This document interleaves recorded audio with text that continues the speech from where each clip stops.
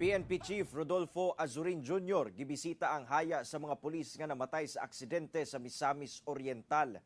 Samtang driver nga nalambigit sa aksidente ang gipasakaan na og patong-patong nga kaso. Ang detalye sa report ni James Paulo Yap. Nadungagan ang ihap sa mga namatay tungod sa mangilngig nga aksidente sa Naawan, Misamis Oriental nga gikamatay sa 8 ka mga pulis.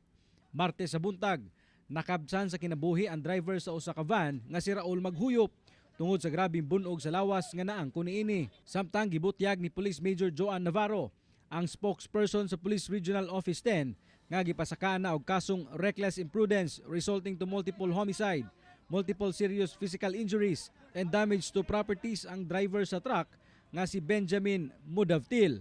Gibisita usab ni PNP Chief General Rodolfo Azurin Jr. ang haya sa pipila ka mga pulis nga namatay sa maong disgrasya. Nagpaabot kini sa iyang pahasubo og mitunol og cash assistance ug uban pang benepisyo gikan sa PNP ngadto sa nabiling kabanay sa mga namatay nga pulis. Samtang gibisita usab niini ang ubang pulis nga nasamdan nga anaa pa sa balay Tambalanan. With the instruction of course ng ating Pangulo si President Ferdinand Bongbong Marcos to ensure na maayos yung lahat, lalo na yung mga namatay na mga pulis natin at saka yung mga pagpapagamot. So this is part of the program of our President to ensure the benefits and entitlement ng ating mga kapulisan na matatanggap nila because of this unfortunate incident. Samtang aduna sab kamanduan ang PNP headquarters alang sa pagsuspenso una sa mga privilege passes sa mga schooling police personnel.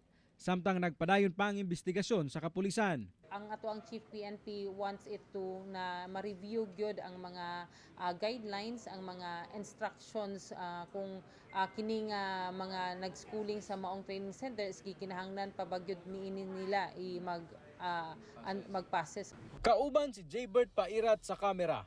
Ako si James Paulo Yap para sa At Home with GMA Regional TV.